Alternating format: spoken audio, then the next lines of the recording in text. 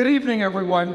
Good evening. You know, it kind of is embarrassing to be asked to be a keynote speaker in a space where Maya Wiley is in the house. Kind of makes one self-conscious. But it's an extraordinary honor to join you here in a place that, in really kind of like a decade, has become incredibly iconic already on the city's streetscape. A place where we don't yet have championship banners to race to the rafters, gold, liberty, but we do have heroes and sheroes here that we can celebrate.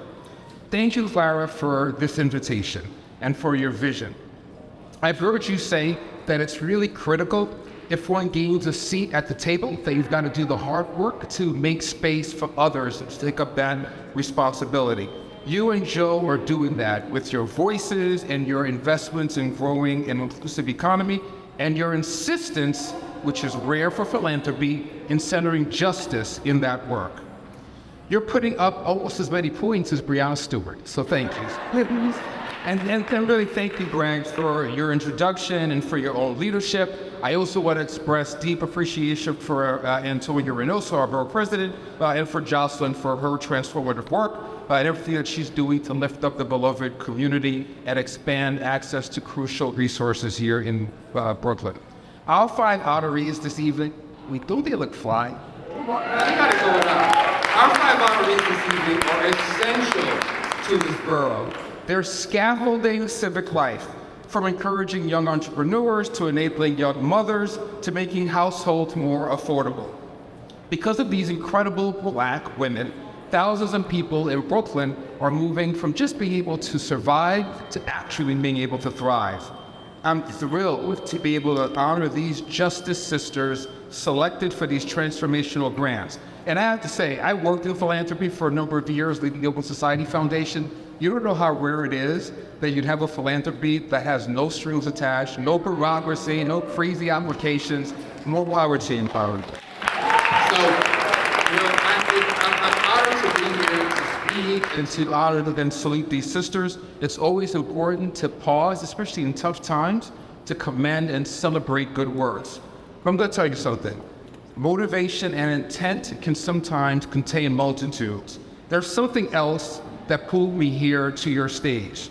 The invitation to come here arrived at a really painful moment for me, when I felt incredibly debilitated in the face of a specific kind of cruelty and malice.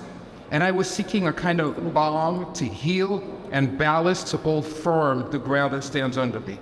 The months-long saga of migrants, not unlike my own family, arriving in this greatest city in the world and to be received by some as if they were the teeming refuse of arriving at our shores, has troubled my spirit about my own community. And the late summer, horrific, hate-fueled murder in my Brooklyn of that young, beautiful, gifted, and Black, beautiful spirit, O'Shea Simply, for the crime of simply dancing while gay, has frozen my soul and has driven me to find and hold on to some kind of light and grace and kindness and the space to try to make sense of what can never make sense. So I'm here to celebrate these fine honorees, to salute investments being made in community, but also draw on your strength and your resolve to continue to do the hard things and to go into the silent and too dark places in America and to say and do something that might tether us more firmly to our own humanity, steeped in the moral imagination that stirs in this room. I just came here from the United Nations. I'm going to be participating with President Biden's speech tomorrow in front of all the world leaders. I've been moving from African leaders to Latin American leaders and Asian leaders, having conversations about the moment. Everyone's anxious, but folks lack moral imagination. They lack the courage of these 5 sisters to do the thing and to speak out in order to be made whole again in these times, a prodigal son has to come back home. And for me, Clara, Brooklyn is home. I got the curry roti of it and the streetwear clean of it inside my DNA. Had my first kiss in these streets, had my first heartbreak in these streets, left my tag on too many walls in these streets. I ate with food stamps in these streets. I got dragged by police in these streets, learned to love myself in these streets, learned to fight for my people in these streets. I've lived all over the world, in South Africa, in some place called Washington, D.C., some alien planet called Manhattan.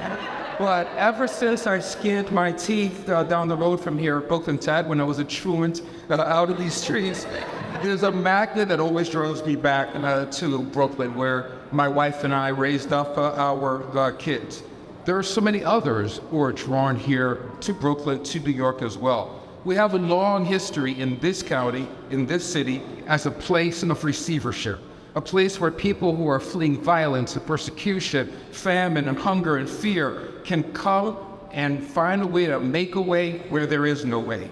Now, Greg, you know, in Brooklyn, we have a rep for kind of being a little tough. I mean, we did raise up Mike Tyson after all. But it's just a toughness on the outside. Our commitment to empathy, to inclusion, to justice speaks for itself across the ages, across the centuries in Brooklyn. We are the Shirley Chisholm tribe. It doesn't matter where you were born, where you're from. If you're here now, we got your back. Because our little borough is a slice of the world. As a proud Haitian American, I've been blessed to live in congregation deep in the density of diaspora, with Chinese laborers came here, from Jewish folk, with Pakistani immigrants, Black descendants of slaves, Polish, the Russian folks who give the boardwalk its vibrancy. All of them were embraced. All of them, to a person, were sheltered until they were able to rise up on their own and take full heritage of their own citizenship. And in this moment, it's our responsibility to just kind of keep passing on that gift. So when I think of Brooklyn, I think welcoming, I think resilient. Many years ago, this kid who used to run these streets became a young organizer working on behalf of folks like my Bob, who worked hard, who were on the front line of giving care to others, but did not receive the compensation that they were deserving of. This was in the pre-internet days, when you couldn't talk to folks digitally. You had to actually go and have conversations and knock on doors. I scraped every one of my knuckles moving from door to door. I think I know every unit of public housing in this county. But as I knocked on those doors and I had those conversations, I was welcomed into the sacred spaces of people's homes. I met single mothers who were struggling to provide for their children. I met seniors, and I'm talking about like the Jackie Robinson era Brooklynites, whose concerns about living conditions were being disregarded by public housing management. I met young men my age who felt as if they had absolutely no opportunities left, were in despair, and the only trade they could turn to was the illicit trade. I met educators who were overworked and disrespected, healthcare workers who were exploited for their kindness, and people like my mom who cleaned houses on Park Avenue and who worked overtime but who were paid subprime. I became intimate with these streets and the dim stairwells of Parsi houses at Ingersoll and Fulton and Tompkins. My ears became familiar with stories of government neglect, of landlords absconding, of despair, of injustice. But in those houses, I also heard bubbling up from struggle a real kind of joy. The beautiful, defiant, change-making music that everyone's celebrating now, that came from young folk who have been cast off by our society, written off, young brothers like Sean Carter, who grew up to become one of the greatest lyricists that we've ever known. That's more than just resilience, more than having a stick-to-itiveness.